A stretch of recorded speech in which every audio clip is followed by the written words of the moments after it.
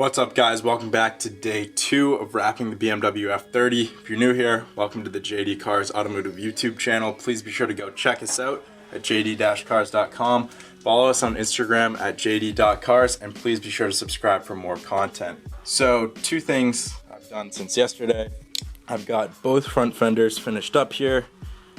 I'm really happy with how they came out. I definitely learned a lot since doing the first one, and I'm sorry, I know it was definitely really hard to watch me wrap that. I've definitely learned a ton doing that one and used that to move on to the driver's side. I purposely did the passenger side first so I could, make a few mistakes if I needed to. Driver's side came out pretty flawless, and I actually went out this morning to Lowe's, only place I could find one around here, but I got myself a little infrared thermometer here. Works really well, and I was recommended by Heath at Good Works Wraps to go out and grab one of these for my post-heating process, because it's really hard to gauge the temperature on your heat gun without an actual digital gauge, and you do need to be very meticulous about post-heating your vinyl so that it doesn't lift up from recesses, like those little recessed vent areas. So I went over and I did them, post-heated them to about 180, 190 degrees Fahrenheit, and I also did some of the other areas that are, recessed and curved, just to make sure the vinyl sits really well in there. So with the 2 front fenders done, I think I'm gonna move on to the hood. That should be easiest. I guess I could do the doors. Still not really sure if I want to take the doors off. I know that's definitely not really typical of people to take off their doors for wrapping. Usually people leave most of the panels on the car. I'm opting to disassemble pretty much the entire car. Nothing really wrong with that. I'm getting the job done. It's still looking good. I'm just doing that so I can be more thorough, get it around all the back edges, and it's also really helpful being able to put it up on the sawhorses and have it horizontal opposed to vertical. I find that easier to work with. So I think, we're gonna move on to the doors. I think that's probably best. They're more flat than my hood. My hood has those raised ridges, the vent, and we're gonna be doing some knifeless stuff on the hood. So I'm gonna leave that either for the end of today or for tomorrow. But yeah, let's move on to the doors. Don't really feel it's necessary for me to bring you out into the garage to show you the door disassembly, because I did just do a full door replacement video. So if you're interested in that, you can go check that out there. But I'll be back coming through the bulkhead, bringing these doors down in just a little bit. Whew. Well, I know why people don't remove the doors for wrapping. It's a lot of work. Things are really heavy. So we've got our passenger front door here. Again, starting with my passenger side doors, just in case I mess up, it's not the end of the world. I'd rather have it be on the passenger side. So I'm gonna figure out how I want to put the door up on the sawhorses, get it positioned, and we'll get to work. Alrighty folks, we have the door sitting up across the 2 sawhorses here. It actually worked out pretty well, because we have this little lip made by the Weather Seal, which holds the door pretty well. I would be concerned about putting that much pressure on one single point, but because it's spread out across 3 feet, I'm not really too concerned about it. I'd much rather have it sit on this edge opposed to this edge. And then up top, I just have it zip tied, because that won't really interfere with our wrapping. Just keeps it more secure. I'm pretty happy. It's not really moving too much at all. So let's get it wiped down and get to work.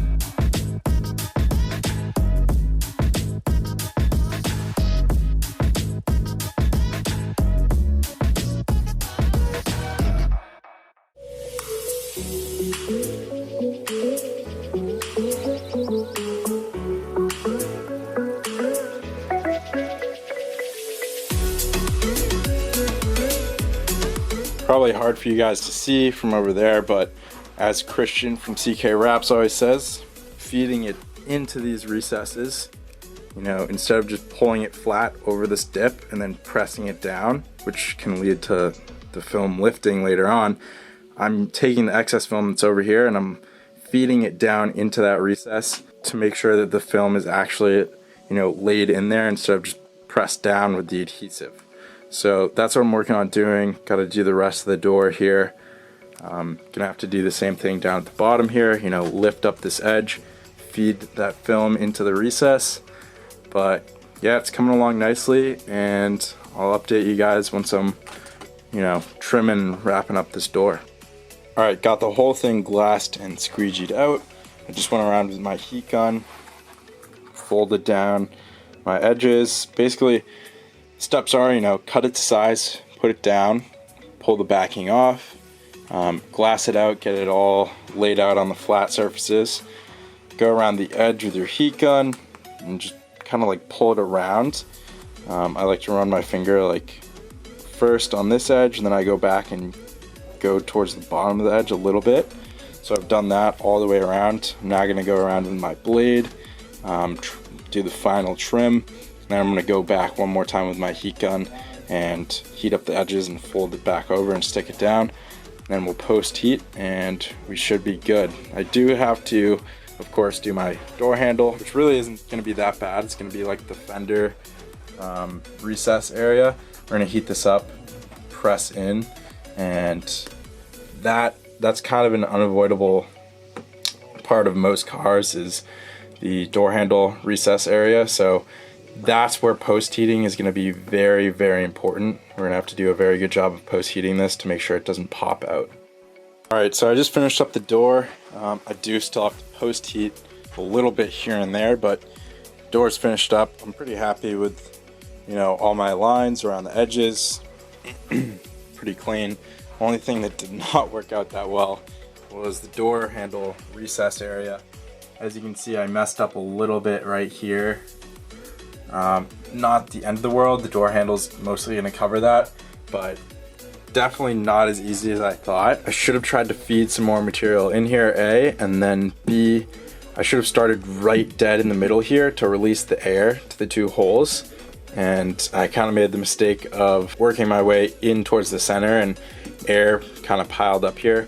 I used a tiny little needle to release the air, but I still got those tiny little lines. Kind of annoying, but not the end of the world. I'm gonna post heat this, bring it back out to the car, put it back on the car because I don't have room for all these parts to be sitting all over the place. So I'm gonna put that door back on the car, grab the passenger rear, wrap it, and then do the same thing on the driver's side. I'm not gonna bore you showing you every single door, but I'll update you guys towards the end of the day, let you know how much progress I've made and where we're at. All right, so just a quick update, guys. Wrapping up the rear passenger door. So second door I've done, and I really wanted to touch on this right here on the door handle recessed area. It was actually a piece of cake the second time around here, and as I kind of speculated on the first time around, I should have started on the front door that I kind of messed up on. I should have started right in the middle to push the air out to these two holes. So that's what I did this time. I heated up the center really nicely, pressed directly down the middle, and then worked my way out, pushed the air through those holes, and it literally took me a minute here, and it came out beautifully with no problem. So definitely keep that in mind when you're doing your door handles or any other deep recesses. Work from the center out, and you'll be a lot happier with your results. Oh, and one other quick thing. The rear door has this lip on it to kind of, well, when the front door is closed, you're gonna see this little bit through the crack.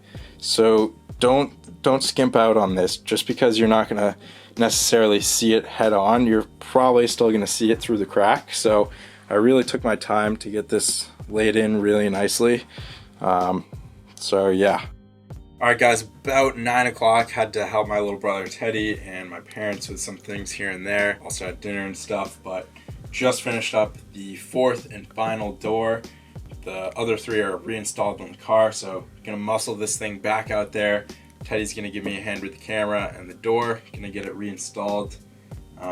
Tomorrow's gonna be a beautiful day, probably gonna take tomorrow off, and we'll resume wrap day number 3 on Saturday.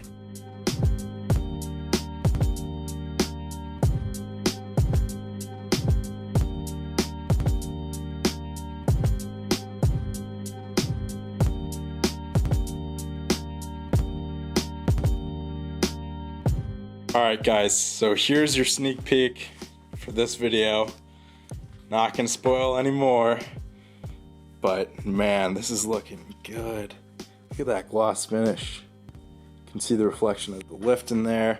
This side definitely came out a little bit better. You guys don't know about it, but the other side, the passenger doors, they were actually blended and the paint job wasn't that great. I scraped a little pole in a parking lot, had to get it repainted. Didn't come out phenomenal, but it's alright. I'm only walking up to this side, you know, most of the time, and I'm really happy with this finish. So definitely looks a lot brighter. It looks pretty white on camera, at least from what my camera display is showing me, but yeah, I'm really stoked with how it's coming along so far. Definitely a process. A lot more involved than I was anticipating, but it's a fun project and I can't wait for it to be done. So with that, we're gonna wrap up vinyl wrap day number 2. Be coming back at you guys on Saturday. Not that that makes a difference. I'll still probably get around to editing and publishing this on my weekly basis, but yeah, I'll see you guys next week with an update, and I can't wait for this to be finished. Hope you guys enjoyed. If you did, please go smash that like button. Leave some comments down below for future video suggestions. Please subscribe for more content. Hit that notification bell. Thank you so much for watching, and I'll see you guys next time on JD Cars.